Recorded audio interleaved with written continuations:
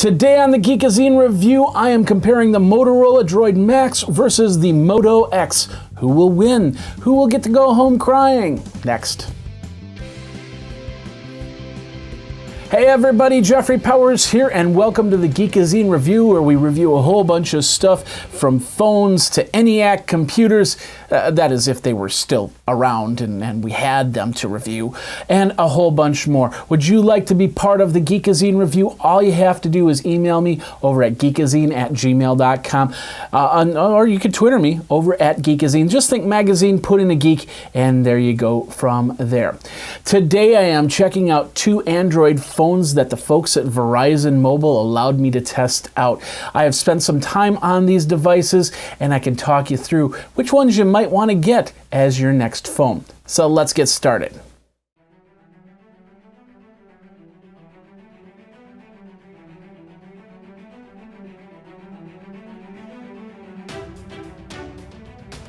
First of all, let's talk about the Motorola Droid Maxx right here.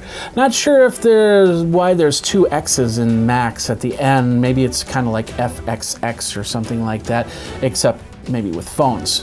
The price right now for this phone is $99 with a 2-year contract, but if you need to get it out of contract, $499. This Android device, though, is really for those of you who need a rockin' phone with awesome battery life. Droid started from the Razr line. You remember back in 2005 to 2009, we had our flip phones and we were really happy with them. Then smartphones came out. The first two Razr smartphones really didn't get that much great praise. However, in the last couple iterations, the Droid line has really kicked into high gear. The biggest advantage to this phone is simply the battery. It's a whopping 3,500 milliamps, as compared to even the iPhone with 1,560 milliamp battery. This also gives the Droid Maxx a bigger case and a heavier phone, but if you do need the battery, it's in here. The battery test basically rocked it out. It took a lot longer to drain, and in standby mode it is outrageously crazy. In fact, I set this phone to the side for over a week, and when I came back, it still had more than half of a battery charge to it. And I made some phone calls to this phone to see how it worked ring-wise. The phone is also very noticeable in the wild, as its Kevlar back really gives it away. I was having dinner with some friends and I noticed that they actually did have the Droid Maxx, and they love the battery life on this. They love how this phone really works. The Droid Maxx has a 10 megapixel camera with LED flash for decent photos. The front camera is 2 megapixel for those quick selfies.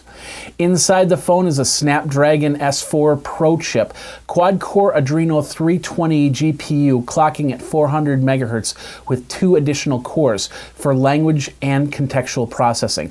It's perfect for simple Candy Crush games or playing that high-res first-person shooter on your phone. And that is the Droid Maxx.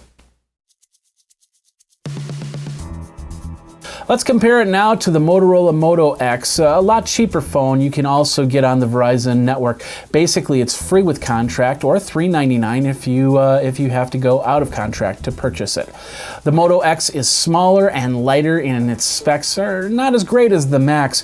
Nonetheless, the dual-core Qualcomm S4 Pro processor at 1.7 gigahertz and the same quad-core Adreno 320 graphics allow you to do plenty with this device. Moto-X is more about the speak than about the touch. With KitKat loaded, you can say, "Okay Google," and have it respond. Find out sports scores, weather, and search on the internet just using your voice. The battery of the Moto-X not as impressive as the Maxx, but it does do a great job. Usage tests show that the battery life allows you to use this phone during the day, and by night hook it up to the charger for the next day.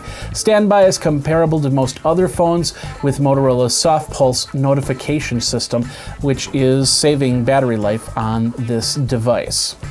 The Moto-X also has a 10 megapixel camera with clear pixel sensor and LED flash.